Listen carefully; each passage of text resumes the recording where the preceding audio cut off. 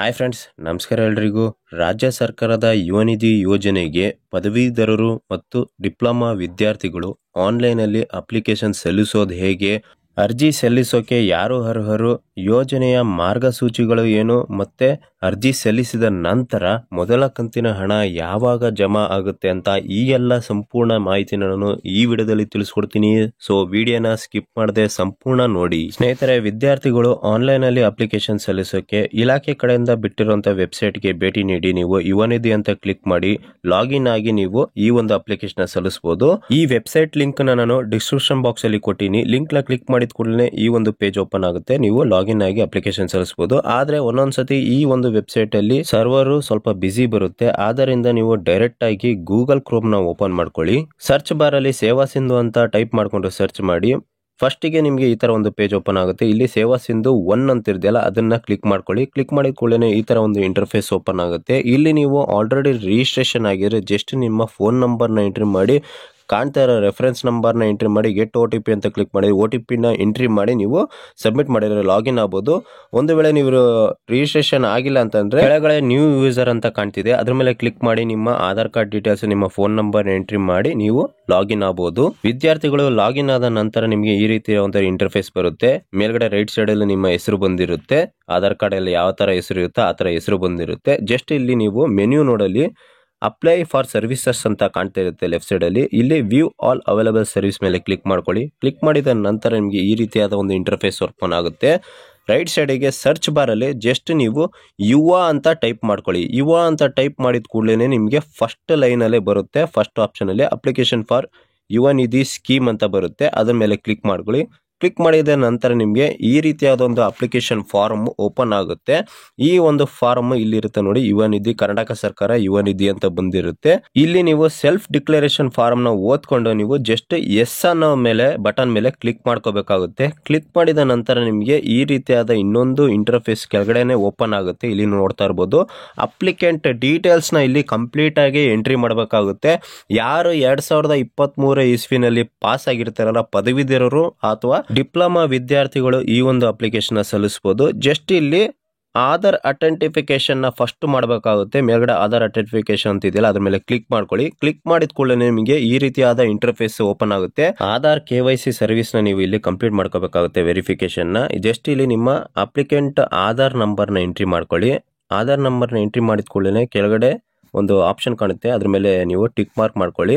Next OTP ಅನ್ನೋದ್ಮೇಲೆ click ಮಾಡ್ಕೊಳ್ಳಿ. Get OTP ಮೇಲೆ ಆಧಾರ್ಗೆ link ಆಗಿರೋ ಮೊಬೈಲ್ ನಂಬರ್ಗೆ ಒಂದು OTP ಬರುತ್ತೆ. ಆ OTP ನ ಜಸ್ಟ್ ನೀವು ಇಲ್ಲಿ ಎಂಟ್ರಿ ಮಾಡ್ಕೋಬೇಕಾಗುತ್ತೆ. ನಂತರ ಸಬ್ಮಿಟ್ ಅನ್ನೋ ಬಟನ್ ಮೇಲೆ ಕ್ಲಿಕ್ ಮಾಡ್ಕೊಳ್ಳಿ. ಕ್ಲಿಕ್ ಮಾಡಿಕೊಳ್ಳಿ, ಇಲ್ಲಿ ಪ್ರೊಸೆಸಿಂಗ್ ಆಗುತ್ತೆ.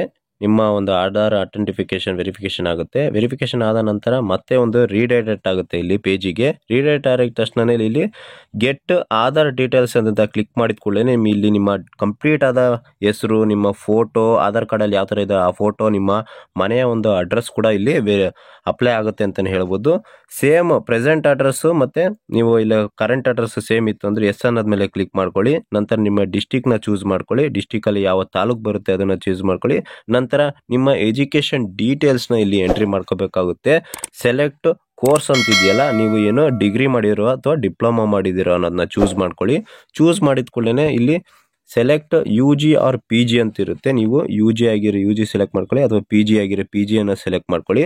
ಸೆಲೆಕ್ಟ್ ಮಾಡಿದ ನಂತರ ನೆಕ್ಸ್ಟ್ ನಿಮ್ಮ ಯೂನಿವರ್ಸಿಟಿ ಬೋರ್ಡ್, ನಿಮ್ಮ ಯಾವ ಯೂನಿವರ್ಸಿಟಿನಲ್ಲಿ ನೀವು ಒಂದು ಡಿಗ್ರಿನ ಕಂಪ್ಲೀಟ್ ಮಾಡಿರ್ತೀರಾ ಅಥವಾ ಡಿಪ್ಲೊಮಾ ಕಂಪ್ಲೀಟ್ ಮಾಡಿರ್ತೀರಾ ಅದನ್ನು ಸೆಲೆಕ್ಟ್ ಮಾಡ್ಕೊಳ್ಳಿ. ಸೆಲೆಕ್ಟ್ ಮಾಡಿದ ನಂತರ next enter previous year degree R diploma registration number ಅಂತ ಇರುತ್ತೆ. ಇಲ್ಲಿ ನಿಮ್ಮ ಡಿಗ್ರಿ ಸರ್ಟಿಫಿಕೇಟ್ ರಿಜಿಸ್ಟ್ರೇಷನ್ ನಂಬರ್ನ ಎಂಟ್ರಿ ಮಾಡ್ಕೋಬೇಕು. ಇಲ್ಲ ಡಿಪ್ಲೊಮಾ ಪಾಸ್ ಆಗಿದ್ರೆ ಡಿಪ್ಲೊಮಾ ರಿಜಿಸ್ಟ್ರೇಷನ್ ನಂಬರ್ನ ಎಂಟ್ರಿ ಮಾಡ್ಕೋಬೇಕಾಗುತ್ತೆ. ಸ್ಲೈಡ್ ಮಾಡಿದ್ರೆ ಕೆಳಗಡೆ ಸೆಲೆಕ್ಟ್ ಫಾರ್ ವೆರಿಫಿಕೇಶನ್ ಅಂತ ಇರುತ್ತಲ್ಲ, ಇಲ್ಲಿ ನಿಮ್ಮ ವೆರಿಫಿಕೇಶನ್ ನ ಕಂಪ್ಲೀಟ್ ಮಾಡಬೇಕಾಗುತ್ತೆ. ನಿಮ್ಮ ಡಿಗ್ರಿ ಅಥವಾ ಡಿಪ್ಲೊಮಾ ಸರ್ಟಿಫಿಕೇಟ್ ಇಂದನೂ ನಿಮ್ಮ ವೆರಿಫಿಕೇಶನ್ ಕಂಪ್ಲೀಟ್ ಮಾಡಬಹುದು. ಇಲ್ಲ ನಿಮ್ಮ ಮನೆಯಲ್ಲಿ ರೇಷನ್ ಕಾರ್ಡ್ ಏನಾರ ಯೂಸ್ ಮಾಡ್ತಿದ್ರೆ ರೇಷನ್ ಕಾರ್ಡ್ ಅಂತ ಕ್ಲಿಕ್ ಮಾಡ್ಕೊಂಡು ಕೂಡ ರೇಷನ್ ಕಾರ್ಡ್ ನಂಬರ್ ನ ಎಂಟ್ರಿ ಮಾಡಿ ಕೂಡ ನೀವು ವೆರಿಫಿಕೇಶನ್ ಕಂಪ್ಲೀಟ್ ಮಾಡಬಹುದು. ಜಸ್ಟ್ ಇಲ್ಲಿ ಡಿಗ್ರಿ ಕ್ಲಿಕ್ ಮಾಡಿ ನಿಮಗೆ ತೋರಿಸ್ತಾ ಇದೀನಿ. ಡಿಗ್ರಿ ಕ್ಲಿಕ್ ಮಾಡಿದ್ರೆ ಯಾವ ತರ ಒಂದು ಆಪ್ಷನ್ ಬರುತ್ತೆ ಅಂತ. ಇಲ್ಲಿ ಸೆಕೆಂಡ್ ಇಯರ್ PUC ನೀವು ಯಾವ ಇಯರ್ ನಲ್ಲಿ ಪಾಸ್ ಆಗಿದ್ರೆ ಅನ್ನೋದನ್ನ ಸೆಲೆಕ್ಟ್ ಮಾಡ್ಕೋಬೇಕಾಗುತ್ತೆ. Next second year PUC registration number ನ ಎಂಟ್ರಿ ಮಾಡ್ಕೋಬೇಕು.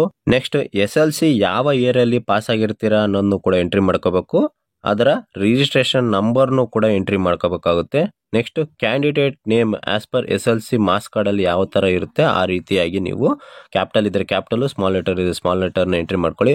ಇದು ಯಾವುದು ಟೆನ್ಷನ್ ಬೇಡ ಅಂತಿದ್ರೆ ಜಸ್ಟ್ ನಿಮ್ಮ ಮನೆಯಲ್ಲಿ ರೇಷನ್ ಕಾರ್ಡ್ ಇದ್ದರೆ ಜಸ್ಟ್ ರೇಷನ್ ಕಾರ್ಡ್ನ ಕ್ಲಿಕ್ ಮಾಡಿದ ಕೂಡಲೇ ಒಂದೇ ಒಂದು ಆಪ್ಷನ್ ಬರುತ್ತೆ, ರೇಷನ್ ಕಾರ್ಡ್ ನಂಬರ್ನ ಎಂಟ್ರಿ ಮಾಡಬೇಕಾಗುತ್ತೆ. ನಂಬರ್ನ ಎಂಟ್ರಿ ಮಾಡಿದ ಕೂಡಲೇ ಆಟೋಮೆಟಿಕ್ ಆಗಿ ನಿಮ್ಮ ಫ್ಯಾಮಿಲಿ ಮೆಂಬರ್ದು ಇಲ್ಲಿ ಹೆಸರು ತೋರಿಸುತ್ತೆ ಅಂತಲೇ ಹೇಳ್ಬೋದು.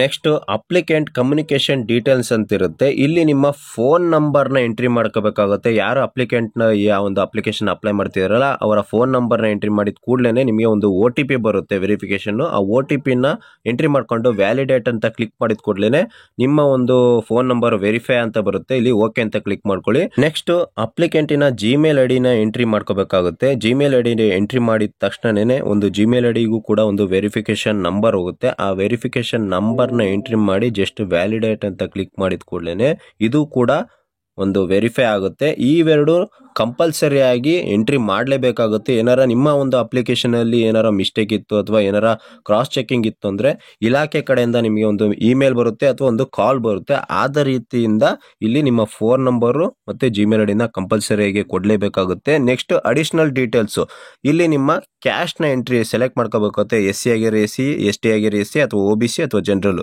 ಯಾವ್ದು ಬರುತ್ತೆ ಅದನ್ನು ಸೆಲೆಕ್ಟ್ ಮಾಡ್ಕೊಳ್ಳಿ. ಸೆಲೆಕ್ಟ್ ಮಾಡಿದ ಕೂಡಲೇ ಡೂ ಯು ಹ್ಯಾವ್ ಡಿಸಬಿಲಿಟಿ ಅಂತಿದೆ. ನೀವೇನಾರು ಅಂಗವಿಕಲ ಆಗಿರೋ ಎಸ್ ಅಂತ ಕ್ಲಿಕ್ ಮಾಡ್ಕೊಂಡು, ಇಲ್ಲಾಂದರೆ ನೋ ಅಂತ ಕ್ಲಿಕ್ ಮಾಡ್ಕೊಳ್ಳಿ.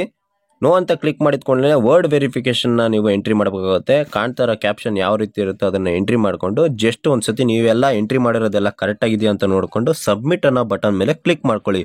ಸಬ್ಮಿಟ್ ಅನ್ನೋ ಬಟನ್ ಮೇಲೆ ಕ್ಲಿಕ್ ಮಾಡಿದ್ಕೊಂಡ್ರೆ ನಿಮಗೆ ಈ ರೀತಿಯಾದ ಒಂದು ಇಂಟರ್ಫೇಸ್ ಓಪನ್ ಆಗುತ್ತೆ. ಇಲ್ಲಿ ನಿಮ್ಮ ಕಂಪ್ಲೀಟ್ ಡೀಟೇಲ್ಸ್ ಇಲ್ಲಿ ಶೋ ಆಗುತ್ತೆ. ನೀವು ಎಂಟ್ರಿ ಮಾಡಿರೋ ಡೀಟೇಲ್ಸ್ ಏನಾರ ಚೇಂಜಸ್ ಇದ್ರೆ ಎಡಿಟ್ ಅನ್ನೋ ಆಪ್ಷನ್ ಮೇಲೆ ಕ್ಲಿಕ್ ಮಾಡ್ಕೊಂಡು ನೀವು ಎಡಿಟ್ ಮಾಡ್ಕೋಬಹುದು. ಜಸ್ಟ್ ಎಲ್ಲ ಕರೆಕ್ಟ್ ಆಗಿತ್ತು ಅಂದ್ರೆ ಅಟ್ಯಾಚ್ ಅನ್ನೆಸರ್ ಮೇಲೆ ಕ್ಲಿಕ್ ಮಾಡ್ಕೊಳ್ಳಿ. ಕ್ಲಿಕ್ ಮಾಡಿದ ತಕ್ಷಣ ನಿಮ್ಮ ಒಂದು ಅಪ್ಲಿಕೇಶನ್ ಸಬ್ಮಿಟ್ ಆಗುತ್ತೆ. ಸಬ್ಮಿಟ್ ಆಗಿ ನಿಮಗೆ ಒಂದು ಅಕ್ನಾಲಜ್ಮೆಂಟ್ ಕಾಪಿ ಬರುತ್ತೆ ಅಂತಾನೆ ಹೇಳ್ಬೋದು. ಇದನ್ನ ನೀವು ಜಸ್ಟ್ ಪ್ರಿಂಟರ್ ತಗೋಬಹುದು, ಒಂದು PDF ಕಾಪಿನಾರ ಒಂದು ಸೇವ್ ಮಾಡ್ಕೋಬಹುದು. ಸ್ನೇಹಿತರೆ, ನಿಮ್ಮ ಯುವ ನಿಧಿ ಅಪ್ಲಿಕೇಶನ್ ಸಬ್ಮಿಟ್ ಆದ ನಂತರ ನೀವು ಹೋಮ್ ಪೇಜಿಗೆ ಬರಬೇಕಾಗುತ್ತೆ. ಹೋಮ್ ಪೇಜಿಗೆ ಯಾಕೆಂದ್ರೆ ನಿಮ್ಮ ಅಪ್ಲಿಕೇಶನ್ ನ ಅವಾಗ ಟ್ರ್ಯಾಕ್ ಮಾಡ್ಕೋಬೇಕಾಗುತ್ತೆ. ಏನು ಅಂಡರ್ ಪ್ರೊಸೆಸಿಂಗ್ ಅಲ್ಲಿ ಇದೆಯಾ ಅಥವಾ ಏನು ಕಂಪ್ಲೀಟ್ ಆಗಿ ಅಪ್ರೂವ್ಡ್ ಆಗಿದೆಯಾ ಅಂತ ನೀವು ಚೆಕ್ ಮಾಡ್ಕೋಬೇಕಾಗುತ್ತೆ. ಅದರಿಂದ ಹೋಮ್ ಪೇಜಿಗೆ ಬನ್ನಿ. ಹೋಮ್ ಪೇಜಿಗೆ ಬಂದಿದ ತಕ್ಷಣ ವ್ಯೂ ಸ್ಟೇಟಸ್ ಆಫ್ ಅಪ್ಲಿಕೇಶನ್ಸ್ ಅನ್ನೋದ್ ಮೇಲೆ ಕ್ಲಿಕ್ ಮಾಡ್ಕೊಳ್ಳಿ. ನಂತರ ಟ್ರ್ಯಾಕ್ ಯುವರ್ ಅಪ್ಲಿಕೇಶನ್ ಸ್ಟೇಟಸ್ ಅನ್ನು ಕ್ಲಿಕ್ ಮಾಡಿದ್ಕೊಂಡೇ ಗೆಟ್ ಡೇಟಾ ಅನ್ನೋದ್ಮೇಲೆ ಕ್ಲಿಕ್ ಮಾಡ್ಕೊಳ್ಳಿ. ಇಲ್ಲೇ ನಿಮ್ಮ ಅಪ್ಲಿಕೇಶನ್ ಹೆಸರು ಕೂಡ ಇರುತ್ತೆ, ಅಪ್ಲಿಕೇಶನ್ ರೆಫರೆನ್ಸ್ ನಂಬರು ಕೂಡ ಇರುತ್ತೆ. ಜಸ್ಟ್ ಅಂಡರ್ ಪ್ರೋಸೆಸ್ ಅಂತ ಇದೆಯಲ್ಲ ಅದ್ರ ಮೇಲೆ ಕ್ಲಿಕ್ ಮಾಡ್ಕೊಳ್ಳಿ. ಇಲ್ಲಿ ನೀವು ಯಾವ ಸ್ಟೇಜ್ ಅಲ್ಲಿ ಇದೆ ಅಂತ ನೀವು ಒಂದು ಅಪ್ಲಿಕೇಶನ್ ನ ತಿಳ್ಕೊಬಹುದು.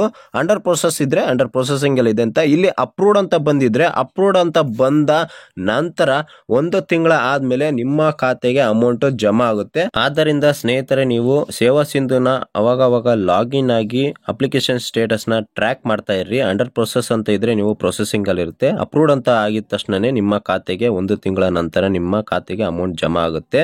ಅಕಸ್ಮಾತ್ ನೀವೇನಾರು ಅಕ್ನಾಲಜ್ಮೆಂಟ್ ಕಾಪಿ ಏನಾರು ಮಿಸ್ ಮಾಡ್ಕೊಂಡ್ರು ಕೂಡ ಇಲ್ಲಿ ನೀವು ಅಕ್ನಾಲಜ್ಮೆಂಟ್ ಕಾಪಿನ ಡೌನ್ಲೋಡ್ ಮಾಡ್ಕೋಬಹುದು. ಸ್ನೇಹಿತರೆ, ಈ ವಿಡಿಯೋದ ಮಾಹಿತಿ ನಿಮ್ಗೆ ಇಷ್ಟ ಆಗಿದ್ರೆ ಒಂದು ಲೈಕ್ ಬಟನ್ ಮೇಲೆ ಕ್ಲಿಕ್ ಮಾಡಿ. ಹಾಗೆ ನೀವು ಇನ್ನೂ ನನ್ನ ಚಾನಲ್ಗೆ ಸಬ್ಸ್ಕ್ರೈಬ್ ಆಗಿಲ್ಲ ಅಂದ್ರೆ ದಯವಿಟ್ಟು ಸಬ್ಸ್ಕ್ರೈಬ್ ಆಗಿ. ಇದೇ ರೀತಿ ಹೊಸ ಅಪ್ಡೇಟ್, ಹೊಸ ನೋಟಿಫಿಕೇಶನ್ ನಾನು ನಿಮಗೆ ತಿಳಿಸ್ಕೊಡ್ತೀನಿ. Thank you for watching cool mix Kannadiga YouTube channel.